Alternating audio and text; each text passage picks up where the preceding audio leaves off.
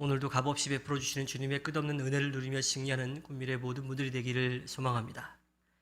사도 바울은 시편 32편 1절과 2절의 말씀을 인용해서요, 값없이 받은 의롭다 하심의 은혜를 전합니다. 6절에 행한 것이 없어도 라고 하는 말은요, 선한 일을 하지 않아도 라는 뜻이에요.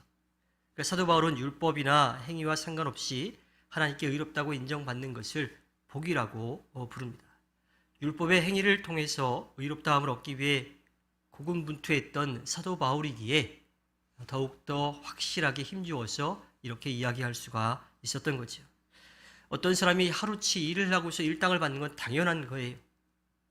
그러나 일하지도 않고 그 하루치 일당을 받는다면 그것은 지금으로 말하면 부당 이익이 되겠지만 당시에는 그것을 값없이 주는 사람이 값없이 주는 것을 받은 선물이라고 하는 거죠. 이것은 예수님께서 마태복음 20장 1절부터 16절에서 말씀하신 포도원 품꾼들의 이야기 가운데 일이 끝나기 1시간 전에 온 사람들도 그 이전 이른 아침부터 오전에 또 점심때 오후에 와서 일한 사람들과 똑같이 하루 일한 그 품삯을 받은 것과 마찬가지인 거지요. 의로운 행위가 없어도 믿음을 통해서 의롭다고 여겨주시는 것, 그것은 마치 하루치 일을 하지 않았지만 또 하루치 일한 것으로 인정해져가지고 그 값을 받은 것과 마찬가지라고 하는 겁니다. 5절에 나오는 경건하지 못한 사람은 아브라함을 지칭하는 말이에요. 물론 그렇다고 해서 아브라함이 특별한 죄가 있었다라고 하는 것은 아닙니다. 그가 의롭다라고 인정받을 만큼 의로운 사람은 아니었다라고 하는 이야기를 하고 있죠. 즉 아브라함이 하나님께 의롭다라고 인정받은 것은 아브라함이 의로운 삶을 살았기 때문이 아니라 하나님께서 그를 의롭다라고 여겨주셨기 때문에 그가 의롭게 되었다라고 하는 것을 이야기하고 있습니다.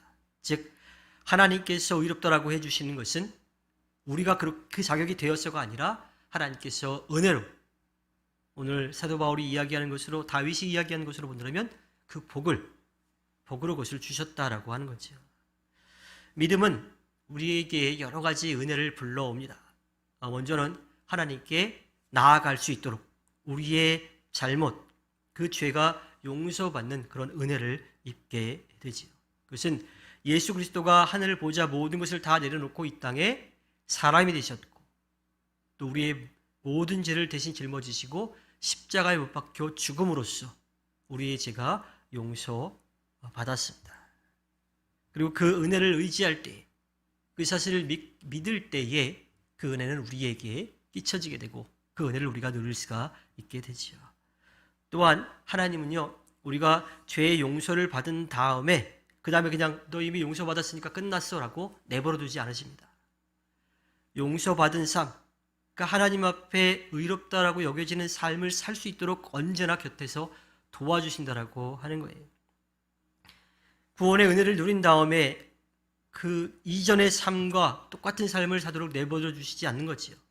성령을 선물로 주셔서 새롭게 태어나게 합니다. 하나님의 자녀로 새롭게 태어나게 해요. 그리고 거룩하게 살도록, 구별된 삶을 살도록 곁에서 도우시는 거죠. 그리고 마침내 하늘나라의 영원한 삶을 살아갈 때까지 우리를 지키시고 돌보아 주십니다. 그리고 마지막 날에 예수 그리스도의 부활에 참여하게 하십니다. 그러니까 하나님의 은혜는 용서라고 하는 것으로 딱 끝나는 것이 아니라 그 용서받은 삶을 살도록 끝까지 지켜주시고 그 마지막 때에 심판의 자리가 아니라 구원의 은혜의 자리에 함께 할 수 있도록, 영원한 삶을 살 수 있도록 끝까지 지켜주신다고 하는 거죠. 문제는 우리가 그 은혜를 믿고 따르느냐 그렇지 않느냐에 따라서 달라진다고 하는 겁니다.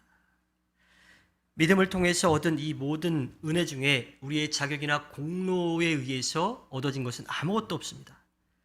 하나님께서 예수 그리스도를 통해 이 모든 은혜를 주셨다는 사실을 인정하고 의지하는 그 믿음이 있어야지만 가능한 거예요.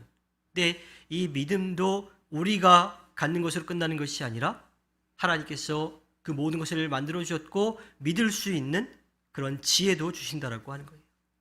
우리가 그 은혜를 붙잡을 때에 그 그 은혜를 누릴 수 있게 되는 겁니다. 즉 믿음은 결코 하나님 앞에 내세울 공로가 아니라고 하는 거죠. 하나님께서 그 믿음을 의로 여겨주시고 이 은혜를 주시는 것입니다. 그것은 믿음의 첫 조상인 아브라함에게도 마찬가지입니다. 그가 믿음의 조상으로 선택받고 여러 가지 모양으로 은혜를 입은 것은요, 그의 공로 때문이 아니라 아브라함의 믿음을 의롭다라고 여겨주신 하나님의 은혜 때문인 거지요. 그가 믿음의 조상으로 선택받고 여러 가지 은혜를 입은 것은 그의 공로 때문이 아니라 믿음을 의로 여겨주신 하나님의 선물인 거지요.